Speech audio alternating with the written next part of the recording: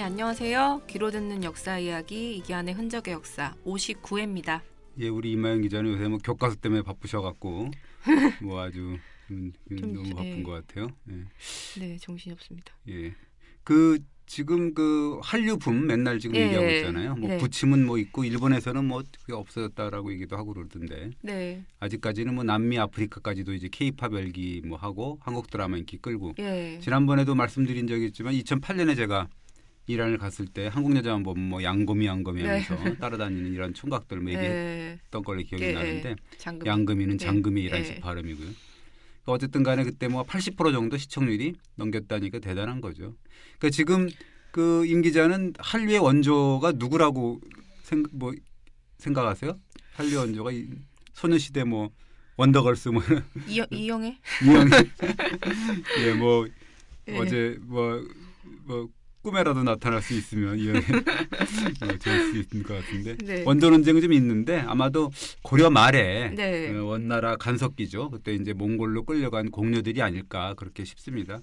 그 중에서도 이제 원나라 황제 부인으로 예. 이제 마지막 황제인데 그 원나라를 좌지우지한 기황후가 예. 이제 그 한류의 주인공이 아니냐 이런 생각이 듭니다. 물론 뭐 그때 이 여자 사람들이 전부 공녀 출신들이니까 예. 뼈아픈 사연들을 간직하고 있어서 오늘은 뭐 고려판 한류붐을 일으킨 기황후와 그 여자들 네. 어떤 뭐 사실 그 애끓는 사연 같은 건데요. 한번 애끓면서도 하여튼 그 기황후 같은 경우는 이 원나라를 쥐락펴락했던 세계 제국이지 않습니까? 네. 쥐락펴락했던 황후였기 때문에 한번 적용해 볼까 합니다.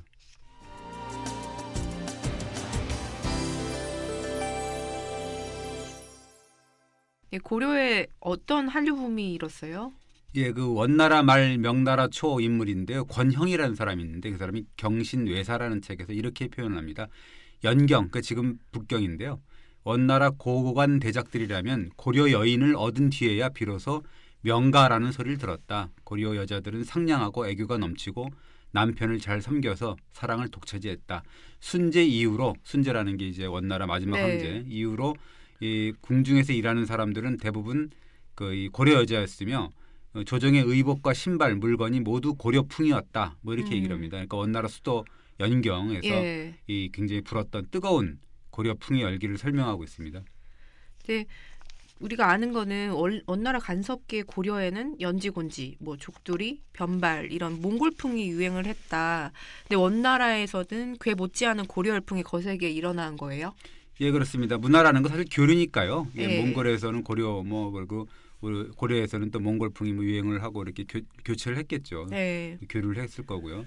근데 어쨌든 그 몽골에서 분 고려 열풍의 주인공 사실은 그 아까도 얘기했지만 공녀의 몸으로 끌려가서 제국을 호령했던 기황후가 아니냐 뭐 이렇게 생각이 됩니다. 지금으로 치면은 어쨌든 간에 고려판 한류 열풍 네. 뭐 이렇게 생각을 뭐 할 수 있을 것 같은데요. 이 초창기만 해도 이 공녀들의 신세가 무지하게 괴로웠고 뭐 몽골 사람들의 놀이개 뭐 이렇게 돼 있었는데 기황후가 출세한 이후에 좀 상황이 달라졌던 부분도 있거든요. 어떻게 달라졌어요? 예를 들자면 이제 원나라에서 뭐 이런 말이 돌았습니다. 어젯밤에 들어온 고려 아가씨 대부분이 기씨의 친족이라 이야기하네 뭐 이런 말이 돌았을 정도인데 그 원나라 말의 시인인데 장욱이라는 사람이 있는데 그 궁중사라는 데서 이렇게 증언하고 있습니다. 궁중에서 가장 유행하는 옷은 고려풍 옷이네. 정방형 목선과 짧은 허리 반소매 궁중 여인들이 다투어 고려 여인의 옷을 구경하러 가네. 고려 여인이 황제 앞에서 입는 옷이라네. 이렇게 이제 노래하고 있습니다. 얼마나 고려 패션이 유행을 했으면 그랬을까요?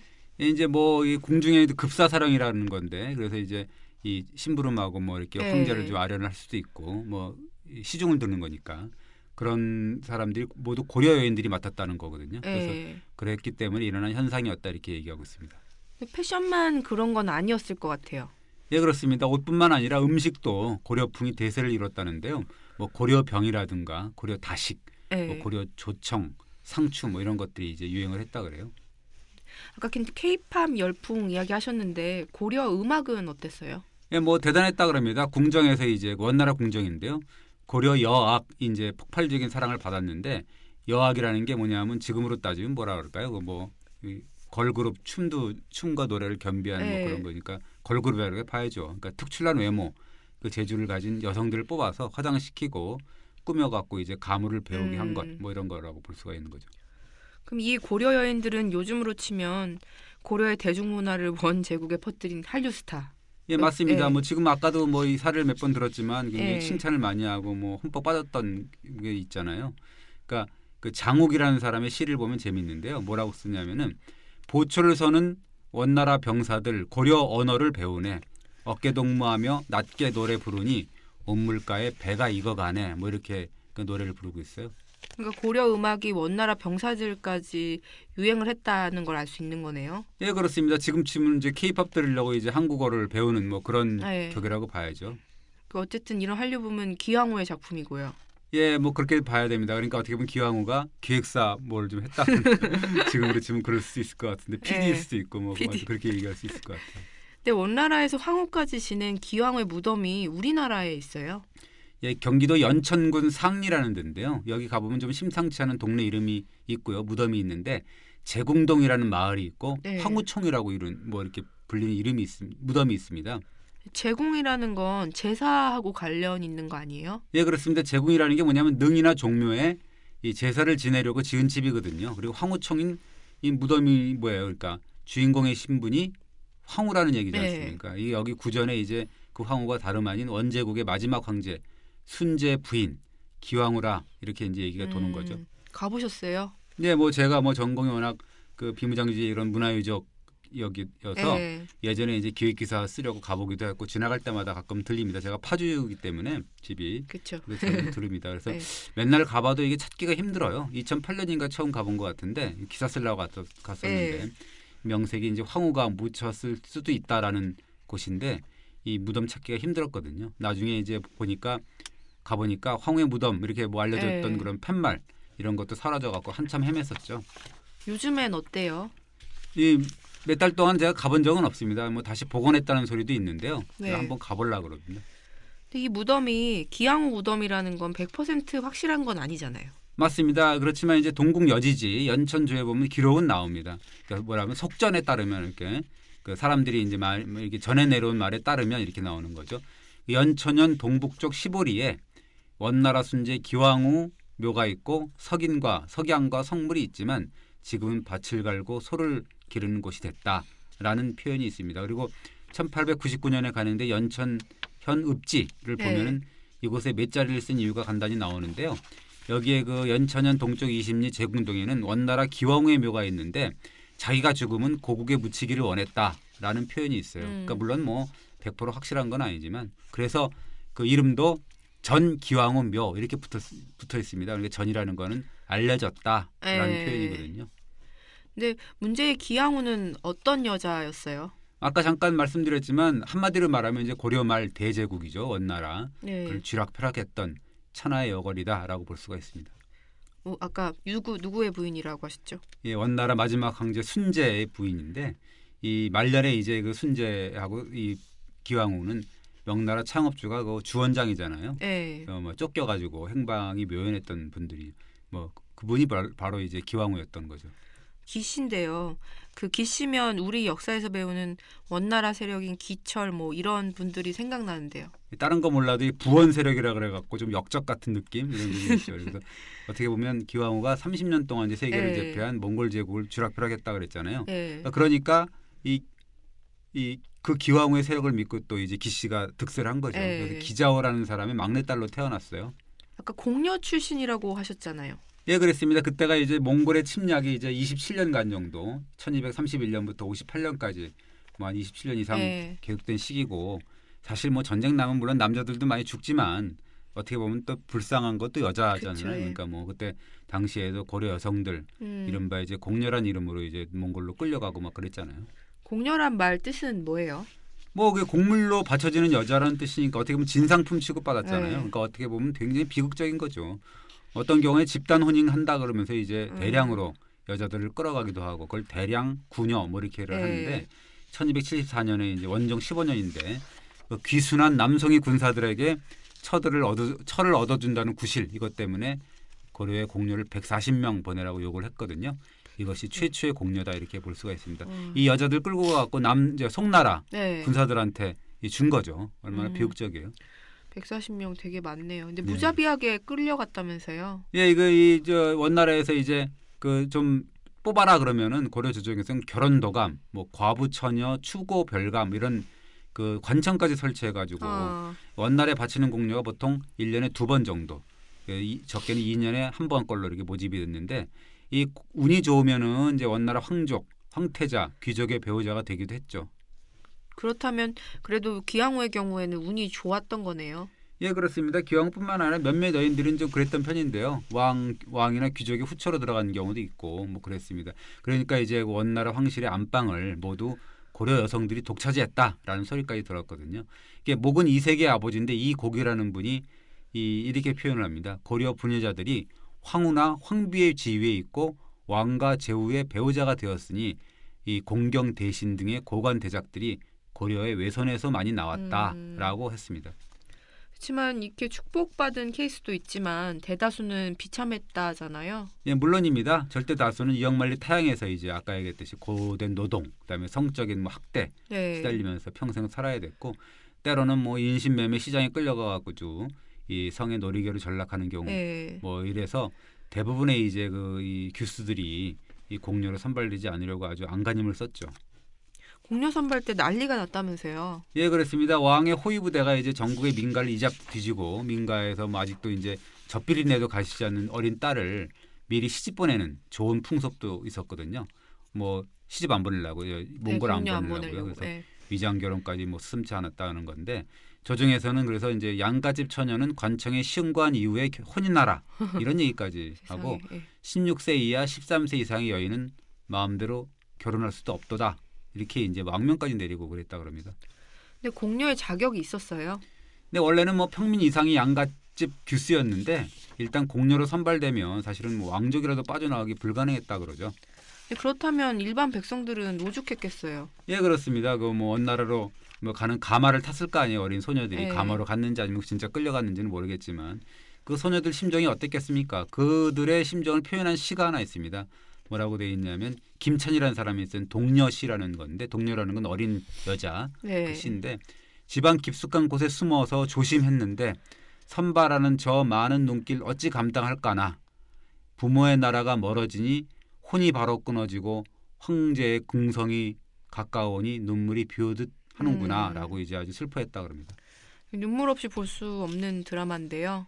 예, 그렇습니다. 아까 이 얘기했던 이 목은 이색의 아버지 이곡 네. 이분이 그 충렬왕 복이 4년에 1335년에 아주 구구절절한 상소문을 올립니다. 뭐라 그러냐면 공녀로 뽑히면 부모 친족이 모여서 밤낮으로 고골함이 옵니다. 공녀가 가는 날 옷자락을 보여잡고 끌다가 난간이나 길에 엎어집니다. 울부짖다가 너무 비통해서 온물에 몸을 던지거나 스스로 목을 매 죽는 자도 있습니다. 이렇게 이제 상소문을 올립니다. 너무 불쌍한데요. 네. 오늘의 주인공인 기시소녀. 기시소녀도 그렇게 끌려갔어요. 예, 그 이곡이 상소문을 올리기 전에 2년 전인데 1333년에 이제 기씨 소녀가 14살의 꽃다운 나이로 이제 원나라에 끌려갔죠. 이 원나라에서는 기씨를 궁녀로 이제 소개를 했었는데요. 그 사람이 누구냐면 이 고려인 출신의 환관 고용보라는 사람이었습니다. 그렇게 궁녀가 된 기씨가 처음 했던 일은 뭐예요? 이 운이 좋았던 것 같아요. 원나라 황제 순제 아까 얘기했던 이 순제의 차와 음료를 이 주관했던 맡았던 사람인데요. 네. 이 기씨가 굉장히 총명했다고 그럽니다. 그 스스로의 운명을 어떻게 보면 개척한 건데요. 네. 똑똑하고 이제 아름답기까지 했으니까 네. 아마 황제의 넋을 이제 홀딱 뺀 거라고 볼 수가 있는 거죠. 얼마나 이제 예뻤길래 무슨 일을 했길래 그랬을까요? 예, 이 원나라 궁정 안에 일어난 일을 이제 칠원절구로 읊은 시가 있는데 그것이 이제 원궁사라는 거거든요. 네. 거기 보면 기씨의 미모가 얼마나 출중했는지 나옵니다. 뭐라고 써 있냐면 기왕후는 은행나무 빛 얼굴에 복숭아 같은 두 볼 그리고 버들같이 한들한들 허리로 궁중을 하늘하늘 걸었다. 이렇게 아주 극찬을 합니다. 그러니까 그리고 원서의 후비열전에 이제 기씨가 나오는데 영할하다라고 표현이 되어 있는데요. 네. 영할하다는 뜻은 뭐냐면 지극히 영민하고 총명하다 이렇게 표현돼 있어요. 남편이 될 황제도 고려와 끊을래야 끊을 수 없는 인연이 있다면서요? 아까 얘기했던 순제인데요. 이게 뭐 혜종이라고도 부릅니다. 그 기구한 사연이 있는데 네. 순제가 11살의 어린 나이에 사실 그 숙부가 있었는데 그 문종인데 네. 이 숙부 문종 그 황제의 명령에 따라서 이 고려의 어떤 대청도 굉장히 그 뭐 이 외딴 섬이잖아요. 지금도 대청도 소청도 해갖고 서북 오도잖아요. 서부 오도 거기 이제 서해안 네네. 지금 북한하고 뭐 이렇게 접경 지역이 예. 거기에 이제 1년간 유배당한 적이 있어가지고 그랬거든요. 그러니까 어릴 때부터 이 순제도 굉장히 기구한 운명이었던 건데 그러니까 이제 거기서 고려하고 고려 여인들을 눈여겨 이제 봤던 거겠죠. 근데 황제에게는 원래 부인이 있었을 거 아니에요. 이 순제 정실 황후가 원나라 명문 귀족인 엘테무르의 딸 타나실이라는 여자였습니다. 예. 근데 이제 순제의 경우는 전형적인 몽골 여자 그리고 또 권신의 딸인 그 타나실이 뭐 이런 그 여자를 좋아하지 않았다 그럽니다. 뭐 사실 뭐 춥고 건조한 초원지대에서 뭐 살았잖아요 여자들이. 그러니까 성격이 드세고 피부가 좀 거칠었겠죠. 그러니까 이제 그런 몽골 여인들하고 또 이 사계절이 뚜렷한 이 뭐 고려에서 뭐 금이에 오기하고 귀여움을 독차지했을 이 고려 여인들 달랐을 거 아니에요. 그리고 이 황후 같은 경우는 과문의 권세 이런 거 배경으로 해갖고 아주 뻣뻣하게 나갔을 거고 그 자기를 대하는 황후 태도가 고울 리가 없었겠죠. 황후가 그렇게 뻣뻣했어요. 예, 명나라 초 그 권형이라는 사람이 쓴 원나라 시대 야사거든요. 경신 외사에 보면 이렇게 써 있습니다. 타나시리는 권신의 딸이라는 점을 뽐내며 어린 황제를 아주 가볍게 여겼다라는 표현이 있습니다. 그러니까 황제가 고려에서 온 어리고 똘똘하고 예쁘게까지 한 소녀한테 마음을 빼앗겼겠네요. 근데 부인이 가만두지 않았을 것 같은데요. 뭐 하여튼 질투심이 아주 불탔다 그러는데요. 타나시리 황후가 기씨를 가만두지 않았다 그럽니다. 원사 후비 열전을 보면 여러 차례 채찍질로 막 때렸다 그러고 인두로 뭐 지지까지 했다라는 그런 야사도 나옵니다. 얼마나 괴로웠을까요? 예, 뭐 그러게 말입니다. 뭐 진짜 인두로 지졌고 뭐 이렇게 학대를 했으면 얼마나 괴로웠겠어요. 근데 절대 기가 죽지 않았다 그럽니다. 고개를 절대 숙이지 않았다는 거죠. 뭐 기다리는 자에게 길이 열리는 거니까요. 그래서 좋은 일이 생겼어요. 예, 그 순제가 이제 황제가 된 지 한 2년 만에 1335년에 정변이 일어나가지고 이 순제의 또 다른 권신인데 바얀이라는 사람이 있거든요. 이 사람이 이제 타나시리 황후 가문이 반역을 일으키고 있다라고 하면서 그 타나시리 황후 가문을 주사를 해버려요. 그것이 순제 모욕 사건이라고 하는데요. 반역 사건 이거 어떻게 진행됐어요? 예, 그 황후가 타나시리가 이 바얀이 이끄는 뭐 군사에 쫓겨갖고 도망온 자기 친동생, 황후의 친동생을 이제 어자에 숨기고 막 어휘로 감쌌다 그러는데 황후가 그러면서 이제 황제한테 내 동생을 살려달라고 애원을 했대요. 그러면서 이제 뭐 애원했는데 이 황제가 본척만척도 안 해가지고 결국 이 동생을 감싼 어이가 끝내 피로 물들었다 이렇게 나옵니다. 그러니까 황후의 애원을 한마디로 일축했다는 건데 네 형제들이 반역을 했는데 너는 어째서 그 애들을 감싸려 하느냐라고 이제 타박까지 했다 그러고 이 타나시리 황후 결국 이제 아주 뒤가 안 죽은 거죠. 근데 기씨 소녀에게는 좋은 기회가 온 거네요. 순제가 기다렸다는 듯이 이제 총애했던 기씨 소녀를 황후로 세우려 했는데요. 이 원나라 역사서 원사의 기왕을전을 보면 이렇게 나옵니다. 황제가 타나시리 황후가 죽자 기씨를 황후로 세울 뜻을 품었다 이렇게 돼 있어요. 그럼 기씨가 곧바로 황후가 됐어요? 뭐 이게 뭐 사실은 사랑만으로 어디 뭐 이 황제 뭐 부인이 될 수 있나 정식 부인이 되는 건데요. 그래서 그거는 어린 황제다운 아주 순진한 생각이었죠. 왜 아무나 황후가 될 수 없다는 걸까요? 예, 그 원나라 황실에서는 그 징기스칸 시절부터 전통이 하나 있었는데요. 이 왕 황실의 정후, 그러니까 정부인 옹길라트 가문이라는 어떤 거기에 출신이었다. 그래야 된다는 원칙이 있었다 그럽니다. 그걸 근거 억지로 삼았는데 이 바로 정변을 일으킨 바얀 가문이 바로 이 옹길라트 가문이었다는 거죠. 그렇다면 당연히 황제의 부인은 바얀 집안에서 나왔겠네요. 예, 그렇습니다. 그러니까 이제 순제하고 이 기씨의 염원은 이제 일장춘몽으로 끝났다 이렇게 볼 수가 있는데 바얀을 선두로 해갖고 이제 신절들의 극력 반대해가지고 정후의 자리, 정부인의 자리는 바얀의 딸, 바얀 코톡토 뭐 이름도 어렵습니다. 거기 돌아갔다 그러는데 이 문제는 이제 구두타로 실권을 잡은 바얀 가문이 이 하여튼 또 구악을 능가하는 신학이었다 이렇게 해요. 쫓겨난 타나시리 가문을 능가하는 탐욕가였다는 거죠. 이게 그 문헌을 보면은 이 바야는 직함만 해도 무려 246자 이를 만큼 대건세가였다 이렇게 기록할 정도였다는 거니까 명함에 그렇게 200몇 자가 들어가 있으니까 얼마나 직책이 많았다는 거예요. 기씨는 가만히 있었어요? 어떻게 지금 할 수 없는 거죠. 이 황제의 사랑밖에 없잖아요, 자기는. 그러니까 이제 자중자애하는 거죠. 근데 이제 이 1339년에 기씨가 아들을 낳습니다. 그러니까 순제의 아들을 낳는데 예. 그 이름이 아요로 시리따라 뭐 이렇게 예. 말하는데 그 사태가 반전이 되는 거죠. 그 사이에 또 바얀이 1년 뒤에 이 또 죄목을 뒤집어쓰고 축출되고 뭐 그렇게 됩니다. 그럼 기씨로서는 이제 걸림돌이 없어진 거네요. 예, 그렇습니다. 이제 바얀까지 축출을 했으니까 예. 그러면서 황제가 가장 먼저 한 일이 기씨를 제2황후로 책봉하는 일이었습니다. 그러니까 제1황후는 아직까지는 될 수가 없었고요. 예. 왜냐하면 이 바얀 딸 지난번에 정호가 됐던 그 여자를 완전히 쫓아내지는 못했거든요. 뒷방으로 뒷방으로 쫓아내기만 예. 했죠. 어쨌든 간에 하여튼 이 실권을 잡은 건 이제 기씨가 제2황후가 된 건데 예. 눈물을 뿌리면서 이제 고국을 떠났을 거 아닙니까? 14살 소녀. 네. 21살의 나이로 결국은 이제 세계를 호령하는 원나라 제국의 실질적인 안방 마님이 됐다. 이렇게 볼 수가 있습니다. 준비된 황후였다면서요? 예, 그랬다 그럽니다. 황후로서 어떤 교양과 기품을 갖추는 데 최선을 다했다는데 기록에 이렇게 나옵니다. 황후는 틈만 나면 여효경이 뭐냐면 여성의 도리를 강조하는 경전이거든요. 그다음에 그 역사서를 탐독을 했다. 역대 황후의 덕행을 공부했고 이 전국 각지에서 먹을거리 진상품이 올라오면 반드시 징기스칸을 모신 태묘에 제사를 올린 다음에 그때서야 비로소 먹었다라고 나옵니다. 그럼 가장 중요한 일은 아들을 태자로 책봉하는 거였을 텐데요. 예, 아주 무서운 여자였던 것 같아요. 이게 이 아들을 황태자로 만드는 작업을 착착 진행하는데 네. 이 사실은 원래는 남편 순제 즉위 때부터 황위 계승자는 따로 있었습니다. 황제의 사촌 동생인 엘터구스라는 예. 그 사람이었거든요. 남자였는데 그 엄마가 또 보다실이라는 그 여자인데 두 사람을 다 죽였다 그래요. 그러니까 이제 아들이 결국은 이제 황태자가 책봉이 되는 거죠. 자기 아들이. 그러면서 1355년에 책봉식까지 성대하게 거행을 합니다. 기왕후가 야심이 대단했다면서요. 예, 지금 그 정적들을 막 죽이고 그러는 거 보세요. 네. 얼마나 그 무서운 여자인지 알 수가 있는 거죠. 안방마님 역할에 만족하지 않았다 그럽니다.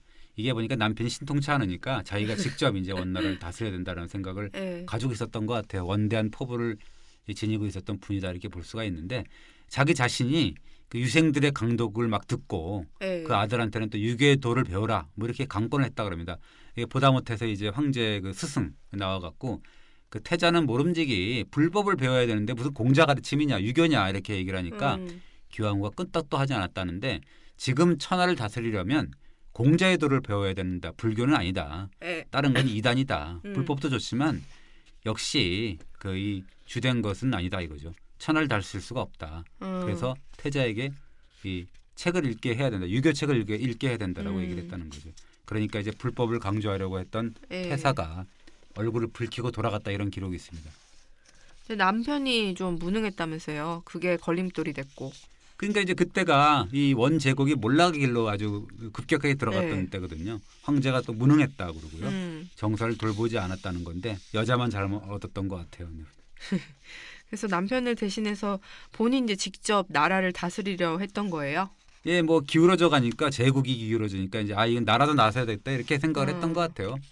근데 도탄에 빠진 백성들을 직접 돌보기도 했다면서요. 이게 중요한 거죠. 이 백성들을 직접 돌봤다는 것이. 그러니까 1358년에 이 영경에 큰 기근이 들었다 그럽니다. 네. 그러니까 이제 기왕후가 관청에 명령을 해갖고 죽을 쏘아주고 또 금운, 포백 이런 것, 그다음에 또 곡식 이런 걸 또 내어서 10여만 명을 갖고 뭐 이 굶어 죽는 사람들이 10여만 명이 있었다는데 장례를 치러주고 뭐 그렇게 민심을 잡아갔다 이렇게 얘기를 할 수 있어요. 나라의 재정도 휘어잡았다면서요. 자기가 이제 재정을 직접 주무를 수 있도록 황후 직속 기관으로 이제 자정원이라는 걸 만들어 갖고 귀족 계급이나 이 상인들 뭐 이런 것들을 장악해 갖고 이 실크로드 그다음에 이제 뭐 국제 해상무역 이권을 자기가 직접 관리하도록 했습니다. 근데 남편을 폐해시키려고 했어요. 남편도 이제 걸림돌인 거죠. 이게 보니까 이 애가 있어봐야 결국 뭐 아무 도움이 안 된다고 생각을 하니까 자기가 차라리 내가 하마 이렇게 된 거죠. 이러니까 이제 판단을 하니까 이 서로 이제 알력이 있었던 거죠. 여러 차례 고비를 맞았다 그럽니다. 그때마다 이 고려 여인들을 미인계로 삼아갖고 아주 위기를 넘겼다 그럽니다. 기왕후가 드디어 제1황후에 오른다면서요. 아까 얘기했던 그 두 번째 정부인 바얀 코톡도 65년에 1365년에 죽거든요. 그러니까 이제 제2황후에서 1황후로 승격합니다. 매우 기쁜 일이었는데 뭐 그럴 수는 없었습니다. 원나라가 이제 뭐 거의 망해가는 와중이어서 명나라 세력이 밀어 올라온 거예요.